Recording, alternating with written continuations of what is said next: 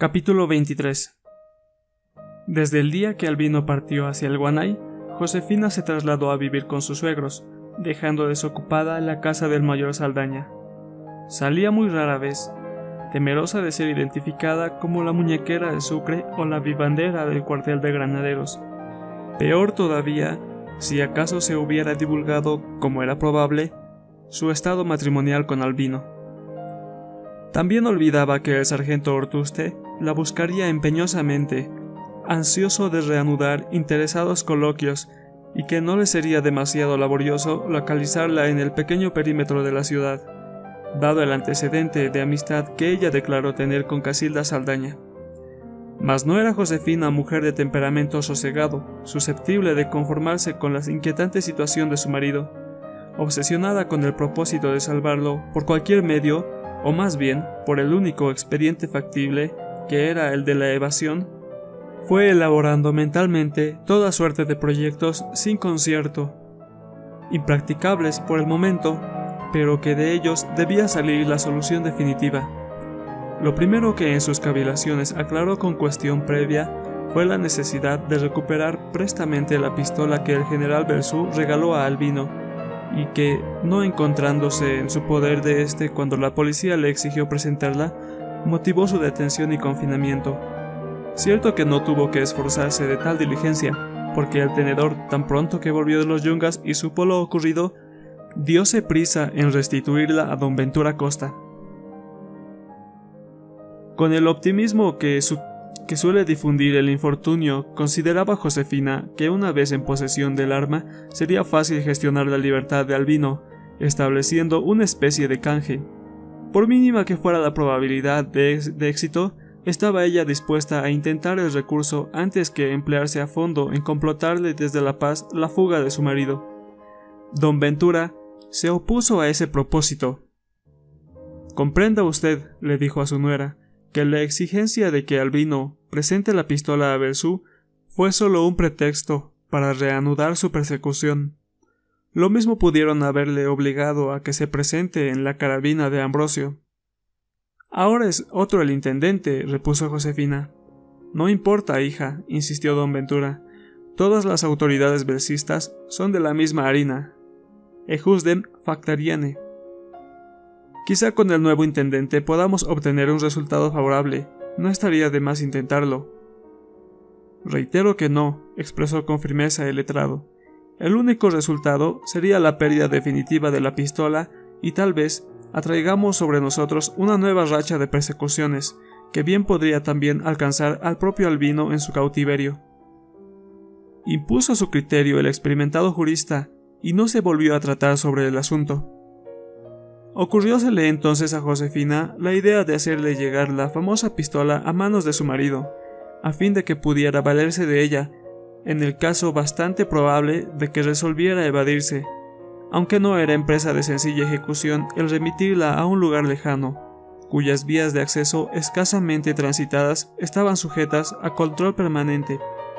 Sin embargo, trasladándose a Sorata, ¿acaso le fuera posible conseguir que algún comerciante o arriero le preste el servicio de intermediario?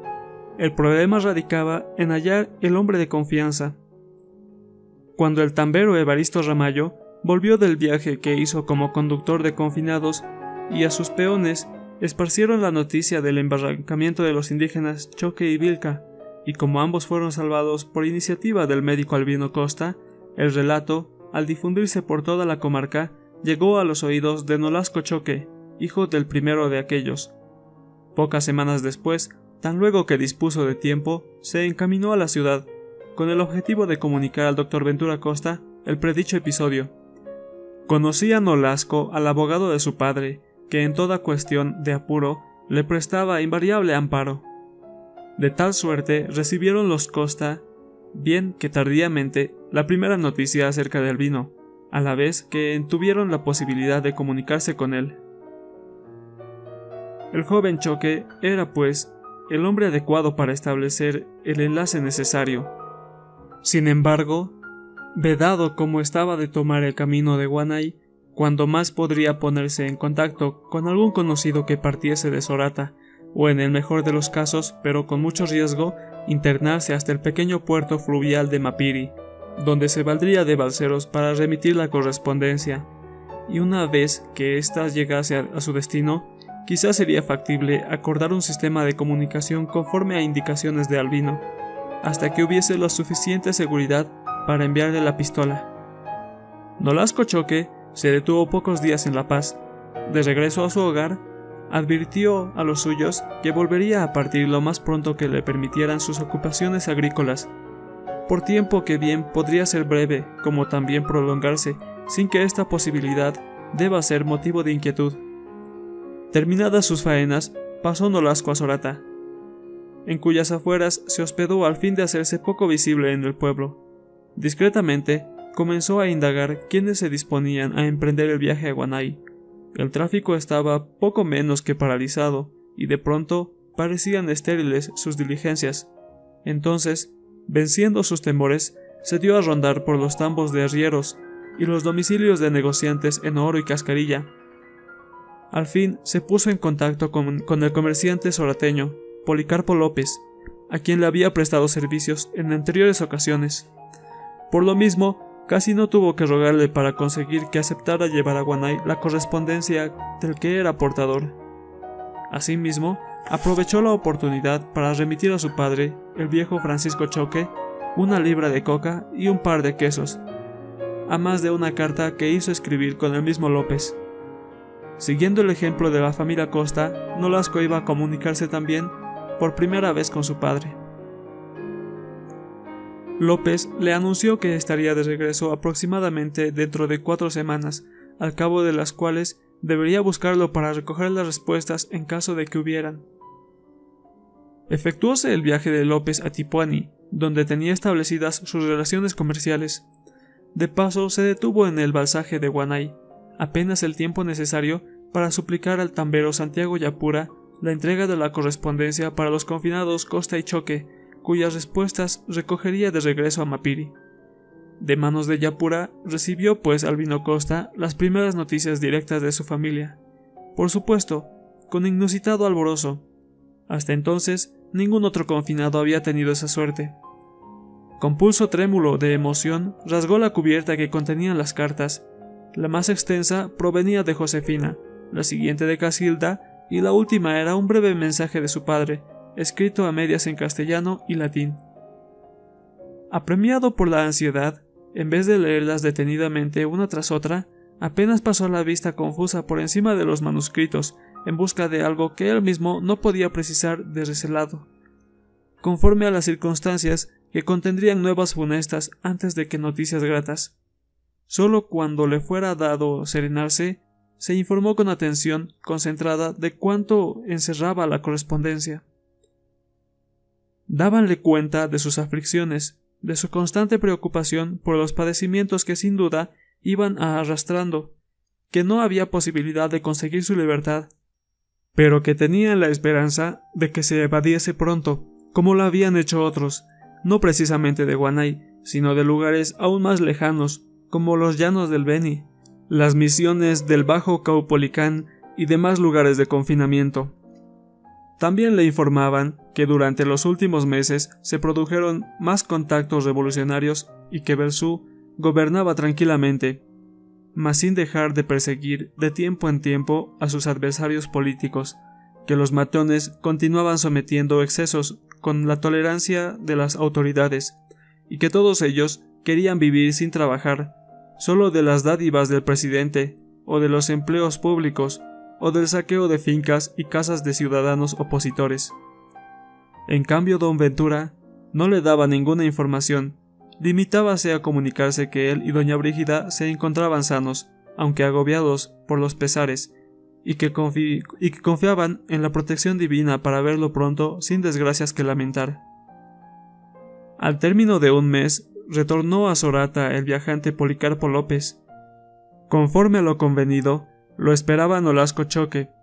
Recibió éste la respuesta de su padre, más el satisfactorio de lo que había imaginado. Asimismo, le entregó López las cartas remitidas por Albino a su familia.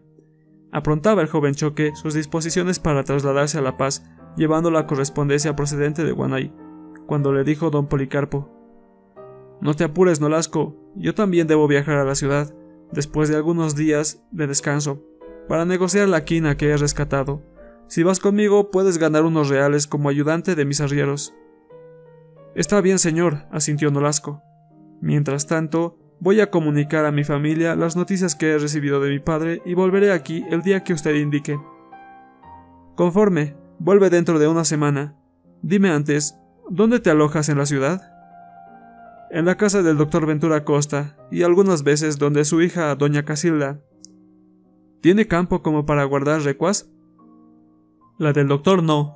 En cambio, la casa de la señora Casilda tiene 2 corralones grandes y está desocupada, contestó Nolasco. ¿Sabe si podría alquilarla?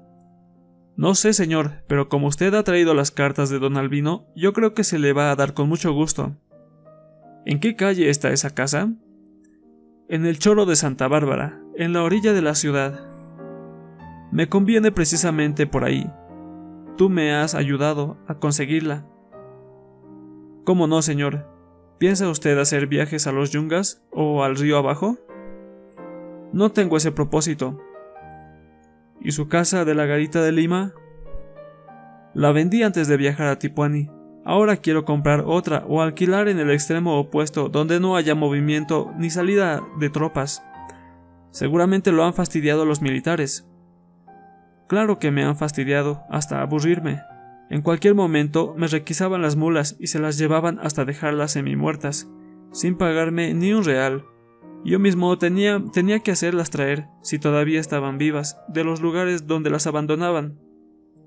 Así he perdido muchas bestias, sin lugar a reclamación ni queja de mi parte. En el campo, cometen peores abusos los comisionados del subprefecto o del corregidor.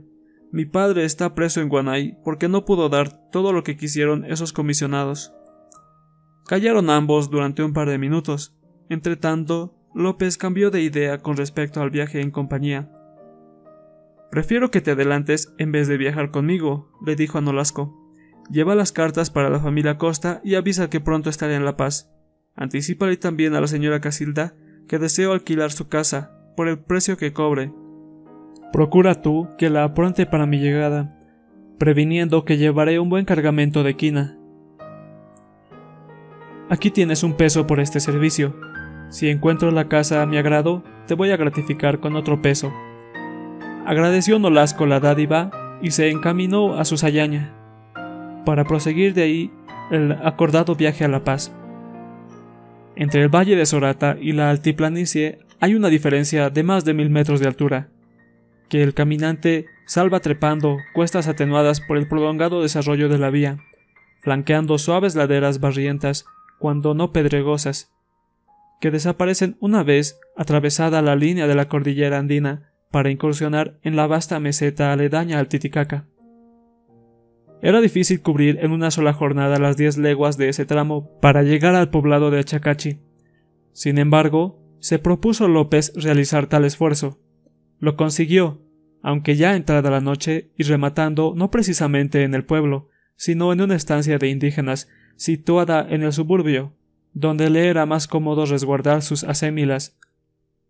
Apenas aclarado el día siguiente, se disponía López a continuar el viaje, cuando se le presentó el intendente de la policía, seguido de gendarmes y guardias de aduana armados de herrumbrosos fusiles, menos apropiados para trabar combate que para amedrentar a gente de poco ánimo. En tono campanudo le intimó el intendente: «En nombre de la ley y la jurisdicción que por ella ejerzo, queda usted detenido». «¿Yo, señor?», le preguntó López, asombrado de la intimación y dudando de que se refiriese a él. «Seguramente se trata de una equivocación. No he cometido ningún delito». Sin corresponderle, el intendente ordenó a sus hombres: «Condúzcanlos». Pronto quedó López encerrado en el cuartel de la gendarmería y secuestrados sus 40 quintales de quina. Por añadidura, corrieron igual suerte los arrieros y la mulada. Convocados los principales funcionarios locales, procedieron a llenar las formalidades preliminares del sumario contra Policarpo López y sus peones, por presunción de contrabando e infracción deliberada de disposiciones legales. Estaba prohibido por decreto que los conductores de quina acampasen fuera de los caminos expresamente señalados para el transporte de este producto, que tampoco podía ser descargado al margen de los poblados donde necesariamente debían transitar. La infracción se reputaba como intento de contrabando, penado con la prisión de los conductores, el decomiso de los cargamentos y el perdimiento de las arrias, beneficiándose del producto los denunciantes y aprensores por partes iguales. Nada de esto había tenido en cuenta López cuando acampó en las afueras de Achacachi. El tribunal de emergencia hizo comparecer al ingenuo comerciante. La acusación estaba ya definida. Antes que el sindicado hubiese sido formalmente interrogado, afiebraba la codicia de las autoridades la cuantía del despojo, que sumados el valor de las quinas y la recua presentaban algunos miles de pesos. No tuvo López mucho que alegar en su defensa.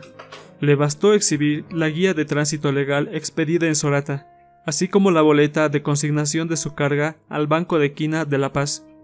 Con todo, se le aplicó una multa que por jugosa bastó a atemperar, bien en el agrado de apenas satisfactorio, la impercatable agurria de los aprensores. Pudo así el honrado comerciante proseguir el viaje sin nuevos contratiempos. 2 días después, se presentó en el Chorro de Santa Bárbara, donde lo esperaba de sol a sol Nolasco Choque, para indicarle la casa que desde entonces iba a ocupar como propia por tiempo indefinido.